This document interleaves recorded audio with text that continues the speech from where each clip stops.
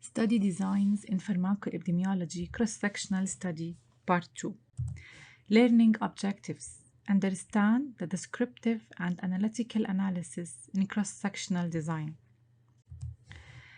So, primarily, we have two major types of analysis in cross-sectional studies: descriptive and analytical.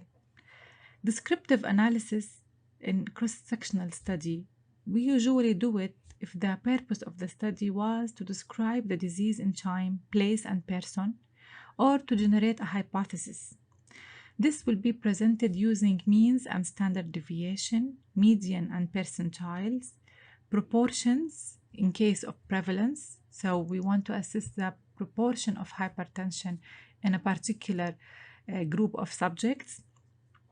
Ratios, for example, ratio of male to female with hypertension, and other group analysis using certain variables like age, sex, or other groups that could occur. The other part is analytical cross-sectional study. So mainly it's answering the question of, is there any association? Is there association between hypertension and obesity, between vitamin D deficiency and cancer, and any other variables you can think of? If yes, then what's the strength of association? So it answers the question that's about the presence of association and the strength of this association. So what we can conduct student t-test, chi-square analysis to assess the strength of association. We can use correlations like Pearson correlation or Spearman's correlations, regression coefficients, differences between the mean, odd ratio, rate difference, depend on the study design. As we said previously, cross-sectional studies are considered prevalence studies. What is prevalence proportion? It's the proportion of the subjects who have the disease at a point in time.